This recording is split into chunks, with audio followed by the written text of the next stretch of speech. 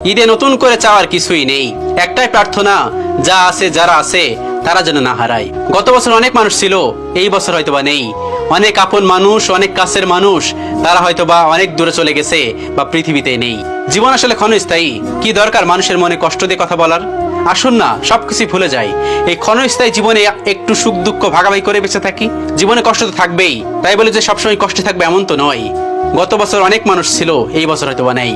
গত বছর অনেক সন্তান তার মায়ের হাতে সেমাই খেয়ে ঈদগার মাসে গেছে, এবার হয়তো বা নেই। গত বছর অনেক বাবা মা একসাথে বেঁচে ছিলেন, এবার হয়তো বা নেই। অনেক মানুষ গত বছর কুরবানি দিতে পারেননি, স্বপ্ন ছিল এই বছর দিবেন, অনেক মানুষ হয়তো বা দিতে পারেননি। অনেক মানুষ হয়তো বা পৃথিবীতে নেই। আসলে সবকিছু মিলিয়েই জীবন। জীবন তো আর সবসময় পরিপূর্ণ হয় না। যেটা আছে সেটা মানিয়ে নিন, যেটা চলে গেছে সেটা তো গেছেই, সেটা নিয়ে আফসোস রাখা যাবে না। আমাদের আশেপাশে যে মানুষগুলো আছে তাদের সাথে সবাই আমরা সুখ দুঃখ ভাগাভাগি করে নেই। কি দরকার মানুষের মনে কষ্ট দেওয়ার? আজকে পবিত্র ঈদের দিন, আসুন না সবাই এই ভেদাভেদ, এই দুঃখ কষ্ট সবকিছু নিজেদের মধ্যে শেয়ার করে নিই, সবকিছু ভাগাভাগি করে নিই। তাহলে দেখবেন আপনার দুঃখ কমে গেছে, অপর পাশের মানুষটার দুঃখ কমে গেছে। আপনার ভিতরে যে যন্ত্রণা, যে অনুভূতি, সেই মানুষটার ভিতরে সেই যন্ত্রণা কমে যাবে। এজন্য আসুন না এই সব কিছু বাদ দিই।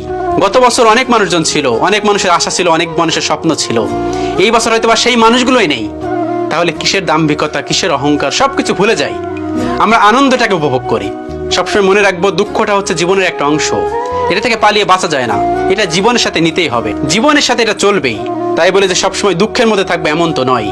যখন একটু সময় থাকবে তখন একটু হাসি খুশি করে নিন, তখনই নিজেকে একটু আনন্দ করে নিন। তাহলে দেখবেন জীবনটা অনেক সুন্দর, জীবনটা অনেক রঙিন। সত্যি কথা কি জানেন, কোন একটা স্পেশাল দিনে বা ঈদের দিনে প্রিয় মানুষগুলোকে অনেক বেশি মনে পড়ে। এই পৃথিবীতে আমার মা নেই, তো আমার এই দিনটা মনে পড়ে যে আমার মা নেই।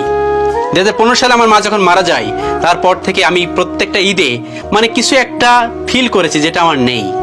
আসলে এটা আমি আমার ফিল করেছি।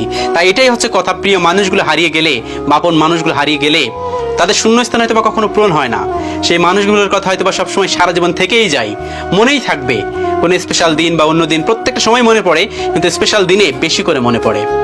হয়তোবা মনে হতো যে এই মানুষটা এই দিনে থাকলে হয়তো অনেক ভালো হতো, আনন্দটা আরো ভালো হতো, এনজয়টা আরো ভালো হতো। যে মানুষগুলো দূর প্রবাসে আছে তাদেরকে আল্লাহ ভালো রাখুক, এবং যে মানুষগুলো পৃথিবীতে নেই তাদেরকে আল্লাহ জান্নাতুল ফেরদাউস দান করুন। সেজন্য বললাম, ঈদে নতুন করে কিছু চাওয়ার নেই, শুধুমাত্র একটাই প্রার্থনা, যা আছে যারা আছে তারা যেন না হারায়। যে আপন মানুষটা আছে তারা যেন সবাই পাশে থাকে। কারণ আপন মানুষ হারিয়ে গেলে বা আপন মানুষ কোনো স্পেশাল দিনে নেই বা কোনো দিনে নেই, তখন আসলেই খারাপ লাগে। সবকিছু ভুলে যাই আমরা। সৃষ্টিকর্তার বিধান, সৃষ্টিকর্তা তাদেরকে নিয়ে গেছে, এটা মন খারাপ না করি, দুঃখ প্রকাশ না করি। হয়তো অনেক মানুষের স্বপ্ন ছিল আমার বাবার সাথে ঈদগাহ ময়দানে যাব, অনেকের হয়তো স্বপ্ন ছিল আমার বাবার সাথে একসাথে কুরবানি দিব, হয়তো সবার স্বপ্নটা পূরণ হচ্ছে না। এই জন্য মন খারাপ না করি, আফসোস না রাখি, সামনে এগিয়ে যাই।